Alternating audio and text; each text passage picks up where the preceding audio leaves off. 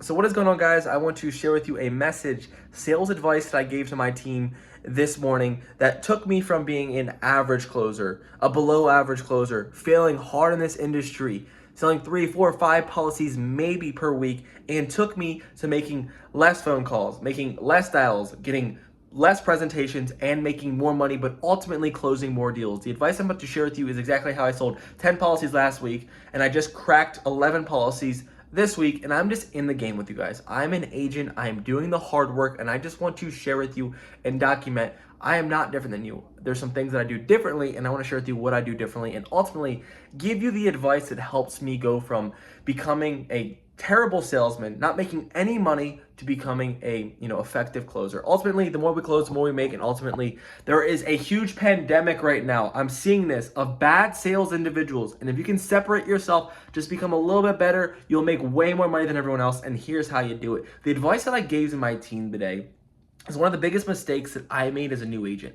I thought for me to sell more policies, that you might think for you to sell more policies to have a better chance of closing someone is that they have to become, or they have to get to know you and have to get to like you. Absolutely incorrect. I started off this journey trying to think, hey, I want people to like who I am. I'm going to connect well with them. They're going to trust me. I'm going to talk about my family, that they're eventually going to like me so much that they're going to feel dumb not buying from me. Terrible approach. And I see so many people make this mistake.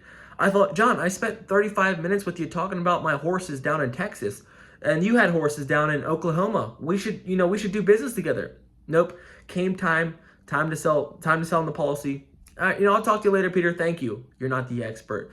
And what I talked to my team today about is we are sales professionals. These people want to be helped, but I, again, stress, there are terrible agents out there. And if you can do things that are different than those terrible agents, you'll make a difference in your business and in your life. So what I said, guys, this is a straight line approach. The moment that I started to keep on topic, that I'm going to ask the next question. When Sandra's getting off topic and trying to talk about her family, no, Sandra, we're here talking about your life insurance. We're here talking about your family. I think one of the biggest mistakes that people make is that they rather be liked for their personal information rather than being liked as their life insurance agent. And the way that I frame this is most people want to build trust, build care, think that the agent or the client likes you because that you have this story to tell them, that you have this story that's going to bring them some peace of mind that you're a real person. But ultimately, they rather feel trusted and cared for, knowing that you are going to be the one that protects their family, that you are the one that's going to solve their problem,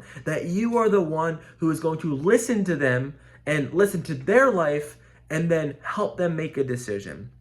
And what I've learned is that there's these moments in the sales presentation when people are going to try to get you off this topic. They're going to talk about something and it's a test. Are you going to fall into their trap where they're going to get you off the conversation of life insurance? Or are you going to snap back in and help them take them down the rabbit hole of selling them and closing them and helping their family? And I think the best way to be trusted, or the best way to get trust in this tree, is not to be liked as a friend, but to be liked as that life insurance agent. My team was getting feedback. Like, Peter, you sound like this. I don't know what happens. People click the phone. They're probably like, what did I just do? I've been looking for 6 months. This kid, Peter, picked up the phone. You called him, and then now I randomly have life insurance. How did you do it? Like, you hypnotized them. And I want to share with you that the words that you say, the way that you say the things that you do say, and when you're following the script, when you're addressing the problem, and when you're letting them know how big their pain is, or that you're going to solve their pain, you can just guide them through this rabbit hole, this dance, where it's almost like, I can close anyone.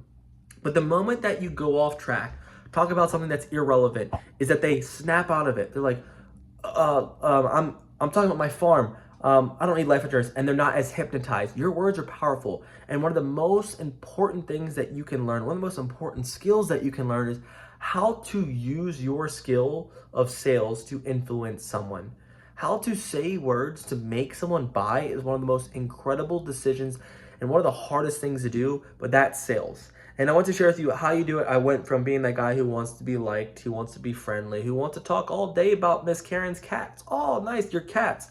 To the person who was then selling 3 to 4 policies, to having the same approach, but when Karen talks about the cats, I'm like, great, that's lovely. And Karen, you don't have any coverage in place right now. What were you most concerned about? To acknowledging her situation, to moving back into the script, to taking that wand back into my mouth, and that wand is waving with my words to hypnotize them, to move them down the process, to help solve their problem.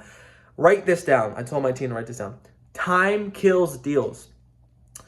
Last thing for you, in final expense, telesales, the more time you have, the less likely you're going to close them. The less time you have, the less likely you're able to close them. I think I have to get this person done. I got to get this taken care of. I got to take this. Their cat's going to walk in. Their neighbor's going to knock on the door. There's going to be some circumstance that comes up where they're going to be, oh, I'm going to use that as an excuse to not buy the insurance. So just know, guys, as you progress and as you grow in sales, keep people down the path, become the expert, become the professional, and become the person who is the life insurance expert, the agent, not the person who's friendly, who's cute, who's, just there to try to help me. The person that's able to get the debit card, the bank account information is the expert, and the person who's not needs to work on something. And you need to ask yourself, which one are you? Love you guys. Hope this helped. Just documenting my journey. We're at like 23 policies for the month, and we're just crushing. And if there's anything I can do for you, I hope I can help you. I want you to grow. I want you to win. And love you guys. Cheers.